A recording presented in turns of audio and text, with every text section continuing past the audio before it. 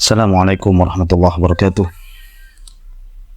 Bismillah, alhamdulillah, wassalatu wassalamu ala rasulillah wa alihi wa sahbihi wa mawalah ba'du.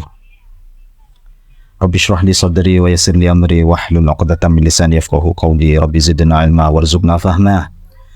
Allahumma nawwir qulubana bi nuri hidayatika kama nawwartal arda bi nuri syamsika. Allahumma aftah 'alaina futuhal 'arifin waj'alna khalisatan li wajhikal karim bi rahmatika ya arhamar rahimin. Awaitu ta'allum wa ta'lim wa lifadul istifadah wa naf'a wal intifa' raja'a mardatillah wa li'ilai kalimatillah. Ana qari'un wa antumul mustami'una fa innal huda hudallah. Qala al-mu'allif rahimahullahu ta'ala wa nafa'ana bi ulumihi fid dharain amin. Bismillahirrahmanirrahim. Faslun. Syurutul wudu'i 'ashratun.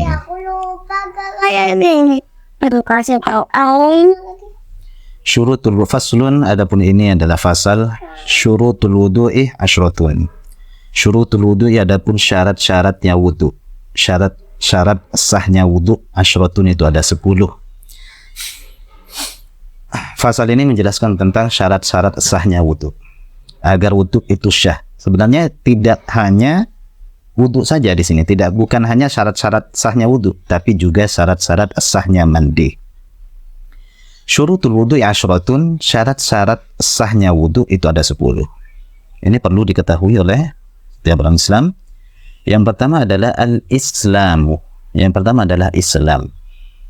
Jadi syarat sahnya wudu yang pertama adalah Islam, sehingga wudunya orang kafir itu tidak sah. Agar wudu itu sah, yang pertama adalah syaratnya harus Islam, masuk Islam dulu, beragama Islam. Bagaimana untuk masuk Islam? Ya, mudah sekali, yaitu dengan mengucapkan dua kalimat syahadat, yaitu asyhadu an la ilaha illallah wa asyhadu anna muhammadar rasulullah. Ketika seorang kafir sudah mengatakan dua kalimat syahadat ini, mengucapkan dua kalimat syahadat ini, maka dia sudah dihukumi Islam. Dan ketika dia sudah dihukumi Islam, maka wudunya dihukumi sah. Kemudian wat-tamyizu. Kemudian syarat yang kedua adalah at-tamyizu, tamyiz. Tamyiz itu bisa membedakan yang baik dan yang buruk. Ya, sudah bisa membedakan yang baik dan yang buruk. Batasan tamyiz itu, yaitu kalau yang dijelaskan dalam kitab ini adalah huwa wa haddu tamyiz huwa ay yasira bihaitsu ya'kulani wahdaha wa yashrabani wahdaha wa yastanjiyani wahdahuma. Yaitu sekiranya seorang anak sudah bisa makan sendiri, minum sendiri, dan juga bisa beristinja sendiri. Kalau seorang anak sudah bisa makan sendiri, bisa minum sendiri, dan juga bisa beristinja sendiri, cewek sendiri, maka dia sudah tamyiz berarti. Dan ketika dia melakukan wudu, ketika dia sudah tamyiz melakukan wudu, maka wudunya dihukumi sah sudah. Jadi syarat yang kedua adalah harus tamyiz. Maka tidak sah wudunya seseorang yang tidak tamyiz, seperti anak kecil dan juga orang gila. Orang gila itu dihukumi tidak tamyiz, karena dia tidak bisa membedakan yang mana yang baik, yang mana yang buruk, yang mana yang benar, yang mana yang salah. Dia tidak tamyiz, sehingga wudunya orang gila itu tidak sah. Kemudian wathalitsu, yang ketiga adalah an-naqa'u wan naqa'u. Syarat yang ketiga, syarat sahnya wudu yang ketiga adalah an-naqa'u, suci. Suci anil haidih wan nifasih, dari haid dan nifas. Sehingga wudunya orang perempuan yang sedang haid dan juga sedang nifas itu tidak dihukumi sah. Harus suci dulu, baru wudunya dihukumi sah. Kemudian yang keempat, syarat yang keempat adalah wa amma yamna'u wusulal ma'i ilal basharati. Dan harus bersih, harus bersih dari perkara wa amma dan dari perkara yamna'u yang bisa mencegah wusulal ma'i ilal basyarati, sampainya air pada kulit. Ini syarat sahnya wudu yang keempat, yaitu ya boleh di sana nah. Harus bersih ya, anggota wudu harus bersih, harus bebas dari perkara ya, amma dari perkara yamna'u yang mencegah wusulal ma'i ilal basyarati, sampainya air pada kulit. Jadi sebenarnya sudah disinggung pada fasal furudul wudu kemarin. Agar wudu itu sah, maka harus perhatikan dulu pada anggota wudu. Setiap anggota wudu ya, harus diperhatikan apakah pada anggota wudu ini terdapat sesuatu yang bisa mencegah sampainya air pada kulit. Kalau memang ada, maka harus dibersihkan dulu, harus dihilangkan dulu. Karena syarat sahnya wudu harus tidak ada pada anggota wudu, tidak ada sesuatu yang mencegah sampainya air pada kulit, seperti cat, kemudian ya plaster dan yang lainnya, dari sesuatu yang bisa mencegah sampainya air pada kulit. Kemudian yang kelima, wa alla yakuna 'alal utwi ma yughayyirul ma'ah. Harus tidak ada 'alal utwi pada anggota wudu ma perkara yughayyiru yang bisa merubah al-ma'ah air. Harus diperhatikan juga agar wudunya sah. Pada anggota wudu harus tidak ada sesuatu yang bisa merubah sifatnya air, warnanya, rasanya, dan juga baunya. Dicontohkan di sini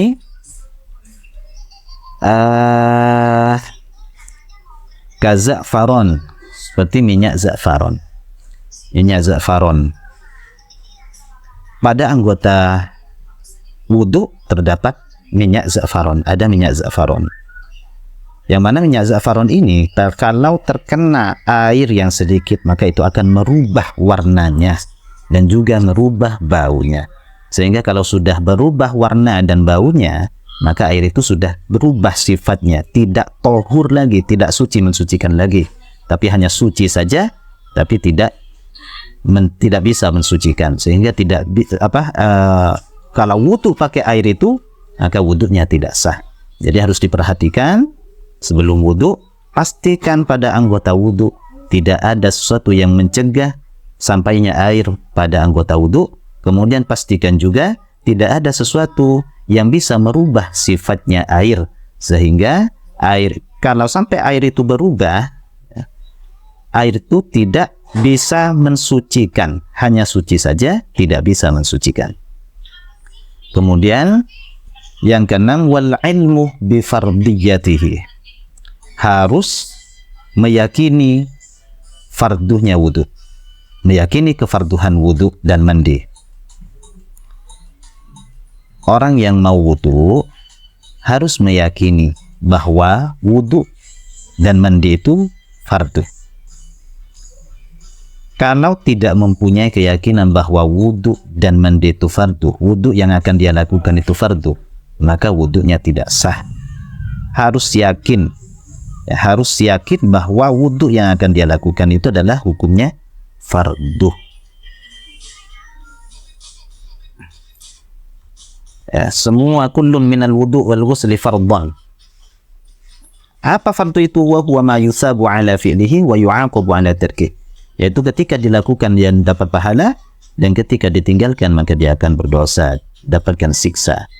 Jadi harus syarat-syarat sahnya wudu yang keenam, harus meyakini kefarduhannya wudu, bahwa wudu yang dia lakukan bukan sunnah hukumnya, tapi fardu. Kemudian yang ketujuh, wa an la ya'taqida fardhan min furudihi sunnatan.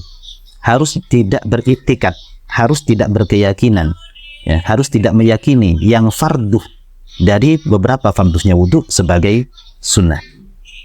Artinya syarat yang ketujuh ini tidak meyakini, ya, salah satu dari rukunnya wudu sebagai sunnah, seperti membasuh wajah ini hukumnya adalah fardu, ya, rukun atau fardu. Maka tidak boleh meyakini bahwa membasuh wajah ini hukumnya adalah sunnah. Tidak boleh. Kalau sampai berkeyakinan bahwa membasuh wajah, membasuh tangan ini hukumnya sunnah, maka wudunya tidak sah. Harus tidak berkeyakinan bahwa, ya, jadi syarat yang ketujuh harus la ya'taqidah, tidak boleh beriktikad, tidak boleh berkeyakinan bahwa fardhon min furudihi, satu fardu saja min furudihi dari beberapa fardunya wudu, sunnatan sebagai pekerjaan sunnah. Kalau semisal meyakini semua pekerjaan wudu yang biasa dilakukan, ya, kita kan biasanya melakukan kalau wudu, ya, niat, kemudian membasuh wajah, kemudian membasuh membasuh kedua telapak tangan, mengusap kepala, dan juga kadang mengusap kedua telinga dan juga kaki. Mengusap kedua telinga ini hukumnya adalah sunnah. Namun apabila diyakini fardu juga, maka tidak masalah. Asalkan semua yang difardukan dalam wudu, semua rukunnya wudu itu diyakini fardu. Jadi meskipun meyakini mengusap telinga, kedua telinga ini diyakini fardu, tidak masalah. Yang penting semua rukunnya wudu tidak diyakini sunnah. Kemudian yang kedelapan adalah wal ma'ut tahuru. Wal ma'ut tahuru, yang kedelapan syarat sahnya wudu yang kedelapan adalah wal ma'ut tahuru, air yang suci menyucikan. Nah, di sini perlu digarisbawahi bahasanya adalah at-tahur. Bukan hanya tohir saja, tapi tohur. Kalau tohir itu suci, airnya suci, belum tentu bisa menyucikan. Tapi kalau tohur ini adalah suci menyucikan. Jadi air yang mau digunakan untuk berwudu itu harus dipastikan suci dan menyucikan. Apa air yang suci menyucikan itu? Yaitu air yang mutlak. Air mutlak, ya. Air yang tidak berubah warna, rasa, dan baunya. Bukan air mustakmal, bukan air yang mutanajjis. Ya, harus dipastikan agar wudunya sah, harus dipastikan air yang mau digunakan untuk berwudu itu adalah air yang suci dan menyucikan.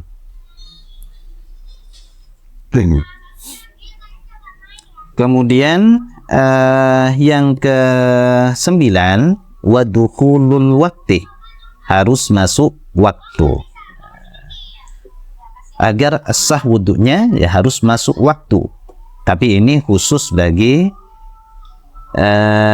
daimil hadas. Wadukhulul wakti, dan harus masuk waktu. Wan muwanatuh, dan bersegera muwanat, ya, terus menerus segera lidaimil hadasi, bagi wudunya orang yang daimil hadas. Daimil hadas itu selalu hadas. Nah, untuk syarat yang dua terakhir ini khusus bagi wudunya daimul hadas. Orang yang daimul hadas, selalu hadas, terus menerus hadas. Contohnya seperti salisil baul, ya, salisil baul, orang yang terus menerus keluar air kencing, ya, misalnya dari zakarnya tidak berhenti meneteskan air kencing, maka itu disebut dengan daimul hadas. Bagaimana cara wudunya daimul hadas? Ya, kalau yang saya contohkan barusan, yaitu orang yang salisil baul, orang yang terus menerus keluar air kencing, ya, tidak pernah mampet, terus meneteskan air kencing, maka cara wudunya adalah agar wudunya sah, dia harus ketika mau sholat, ya, mau melakukan wudu untuk sholat, maka wudunya harus dilakukan di dalam waktunya sholat. Ketika sudah masuk waktunya sholat, tidak sah kalau dia melakukan wudu sebelum masuk waktunya sholat. Ada orang yang seperti itu? Ya tentunya ada, ya. Orang yang seperti salisil baul, atau kalau perempuan misalnya, ya ada juga yang istihadah, terus menerus dari farjihnya keluar darah terus gitu, tidak pernah mampet darahnya, ya. Padahal itu sudah di luar masa haid, tapi tetap dia keluar darah. Maka bagaimana cara wudhunya perempuan yang seperti itu, orang yang seperti itu? Kalau dia ingin sholat, maka wudhu yang dia harus berwudhu ketika sudah masuk waktunya sholat. Tidak boleh melakukan wudhu sebelum masuk waktunya sholat. Kalau dia berwudhu sebelum waktunya sholat, sebelum masuk waktunya sholat, maka wudhunya tidak sah. Dan juga harus muwalat, harus terus bersegera dalam melakukan wudhu itu harus bersegera. Ketika sudah membasuh wajah, langsung dia membasuh kedua tangan dalam berpindah dalam perpindahannya harus bersila, harus cepat-cepat perpindahan dalam melakukan sebagian basuh anggota wudhunya. Saya harus cepat-cepat, tidak boleh santai-santai. Jadi dua syarat yang terakhir ini, yaitu dukhulul waqti, harus masuk waktu, dan juga harus muwalat. Ini bagi wudhunya dari hadas, orang yang selalu hadas. Jadi itu 10 syarat agar wudhunya dianggap sah. Yang pertama adalah Islam, yang kedua adalah tamyiz, yang ketiga adalah an-naqa' anil haid wan nifas, suci dari haid dan nifas, yang keempat harus bebas atau bersih dari sesuatu yang mencegah sampainya air pada kulit, yang kelima harus tidak ada sesuatu yang pada anggota wudhu, tidak ada sesuatu yang bisa merubah sifatnya air. Yang keenam harus meyakini bahwa wudhu dan mandi itu fardu. Yang ketujuh tidak boleh meyakini fardunya wudhu sebagai sunnah. Yang kedelapan, air yang digunakan untuk berwudhu harus suci dan menyucikan. Yang kesembilan, harus masuk waktu, harus masuk waktunya sholat, dan juga harus muwalat, bersegera. Dua syarat yang terakhir ini adalah bagi wudhunya dari hadas, orang yang terus menerus hadas. Sekian untuk pembahasan faslun syurutul wudhu. Assalamualaikum warahmatullahi wabarakatuh.